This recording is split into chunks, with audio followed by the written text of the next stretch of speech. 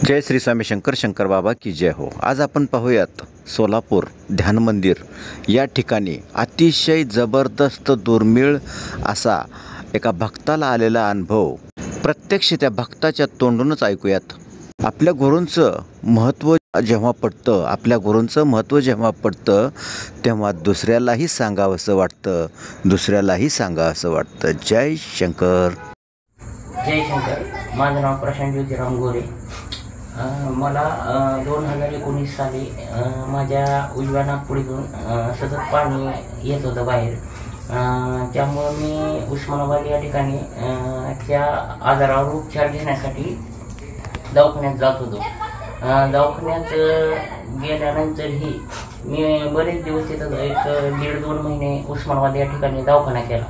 त्या दवाखान्यात मी प्रत्येक ठिकाणी टेस्ट केल्या, रिपोर्ट काढले, पण प्रत्येक ठिकाणी त्या टेस्ट ज्या आजारावर मी ट्रीटमेंट घेत होतो त्याचे रिपोर्ट नॉर्मल येत होते। मग त्यानंतर मी सर्व प्रकारचे टेस्ट केल्यानंतर तिथं उपचार होईना म्हणून मी सोलापूर या ठिकाणी आलो। सोलापूर या ठिकाणी मी 3 डॉक्टरांची ट्रीटमेंट घेतली, पण 3ही डॉक्टरांच्या ट्रीटमेंट घेतल्या, एक्सरे वगैरे सर्व प्रकारच्या टेस्ट केल्या, पण त्या टेस्टमध्ये सुद्धा इतर रिपोर्ट नॉर्मल येत होते। नॉर्मल येत असल्यामुळं कुठल्या प्रकारचा इलाज करावा ह्या गोष्टी लक्षात आल्या नाही डॉक्टरांच्या। त्यामुळे त्यांनी ट्रीटमेंट एक प्रकारची मला वेगळीच दिली। त्या ट्रीटमेंटमुळं माझ्या चेहऱ्यावर इन्फेक्शन झालं। इन्फेक्शन झाल्यामुळे माझा चेहरा हे झाला, माझ्यातील रोगप्रतिकारशक्ती अतिशय कमी झाली, त्याच्यामुळं माझं वजन घटलं। ह्या गोष्टी घडत चालल्या। दिवसेंदिवस माझी प्रकृती खालावत जात होती। खालावत जात असल्यामुळं आम्ही परेशान झालो होतो। पैसाचं भरपूर चाललेला होता, पण लक्षात येत नव्हता, निदान तर लागत नव्हतं। प्रत्येक प्रकारच्या टेस्ट करत होत्या, प्रत्येक प्रकारच्या टेस्ट नॉर्मल येत होत्या। त्यामुळे डॉक्टर सुद्धा कन्फ्यूज होते की कोणत्या प्रकारची टेस्ट घ्यावी, या प्रकारचं कुठलंच निदान नसल्यामुळे टेस्ट पण घेता येत नव्हत्या, फक्त गोळ्यावर चढत होत्या। त्या गोळ्याचा साईड इफेक्ट माझ्या शरीरावर जाणवत होता। यामुळे मग मी ट्रीटमेंट कुठले घ्यावी प्रत्येक जे सल्ला देतात त्या डॉक्टरकडे मी जात होतो आणि तिथं ट्रीटमेंट घेत होतो। दिवसेंदिवस पैसे चालले होते, प्रकृती खालावत होती, कौटुंबिक स्थितीवर दिवसेंदिवस बिघडत चाललेली होती। मग अशात मला या ध्यान मंदिराचा, शंकर महाराजांच्या ध्यान मंदिराचा पत्ता भेटला। त्यानंतर मी ध्यान मंदिरात आल्यानंतर इथं आलो, इथं वगैरे घेतलं, दर्शन घेतल्यानंतर मी सर्व त्यांना माझी हकीकत सांगितली। मी आजपर्यंत एवढं ट्रीटमेंट घेतल्या, हे सगळ्या गोष्टी त्यांना सांगितल्या। त्यावेळेस त्यांनी मला 5 गुरुवार इथे येण्यासाठी सांगितलं। त्यानंतर मी 5 गुरुवार येतो म्हणून सांगितलं। ज्यावेळेस मी पहिल्या गुरुवारी आलो त्यावेळेस इथं एक माझ्या पूर्ण अंगात वाईट शक्तीचा प्रभाव होता, तो समोरच जाणवला।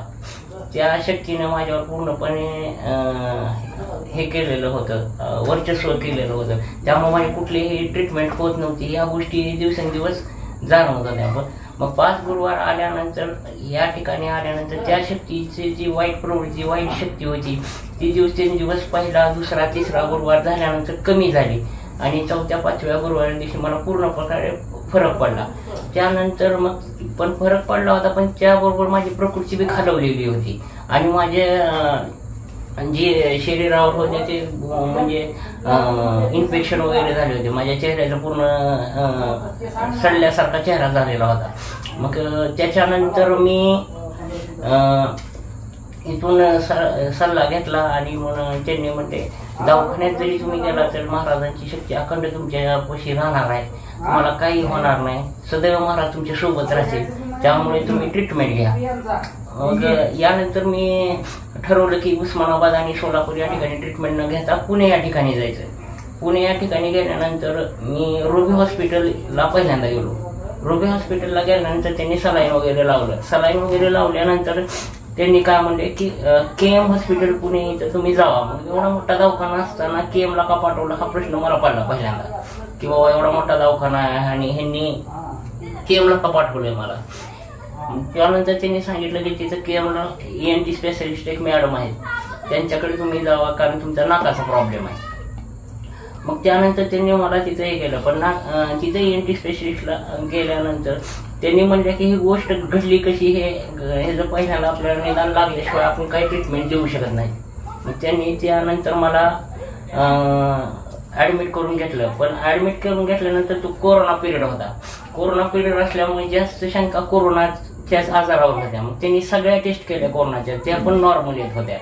मग त्यावेळेस त्यांनी एक विचार केला की आपण ट्रीटमेंट थांबवावी आणि फक्त असं त्यांना ठेवावं. मग त्याच्यानंतर त्यांना कुठली ट्रीटमेंट द्यावी ही कळलं गेल्यानंतर त्यांनी नंतर की टेस्ट चालू केल्या. मग टेस्ट चालू केल्यानंतर त्यांनी बाहेरचे डॉक्टर बोलवण्याचे आम्हाला विचारलं की बाहेरचा डॉक्टर बोलवायचा का, कारण आपल्याला काय ह्याच्यात निदान लागणं. मग त्यांनी बाहेरचा डॉक्टर बोलवला. मग त्यांनी पण माझ्या जवळजवळ 5-7 टेस्ट केल्या. मग एक 11 दिवस मी असंच बिना ह्याचंच हे होतो, बिना टेस्टचं पण जिवंत होतो महाराजांच्या कृपेनं. ह्या गोष्टी अशा घडत चालल्या. मग 11व्या दिवशी डॉक्टरांना एक बाहेरच्या बोलवण्यात आल्यानंतर त्यांनी माझी टेस्ट केल्या. टेस्ट केल्यानंतर त्यांची एक गोष्ट निर्देशनास आली की सगळ्या टेस्ट केल्यात, परंतु याची ब्लडची टेस्ट केली नाही. मग ब्लडची टेस्ट केल्यानंतर ब्लड कॅन्सर हा रोग त्यांना आढळून आला. मग त्यांनी सांगितलं की आमच्या घरच्यांना सांगितलं, कारण माझी तर कंडिशन त्यावेळेस तशी नव्हती की मला आई सांगण्यासाठी. मग त्यांनी म्हणले की आमच्या घरच्यांना म्हणले की असं यांना ब्लड कॅन्सर हा रोग झालेला आहे, परंतु ह्याला पैसे भरपूर लागणार आहे, बाहेरून ट्रीटमेंट घ्यायची म्हणा. ब्लड कॅन्सर आणि शेवटच्या स्टेजचं आहे, गॅरंटी कमी. अजून यांना काय काय भोगायला मिळालं हे पुढील भागात पाहूयात आपण. जय शंकर. गर्व है हमें हमारे गुरु पर, गर्व है हमें हमारे गुरु पर.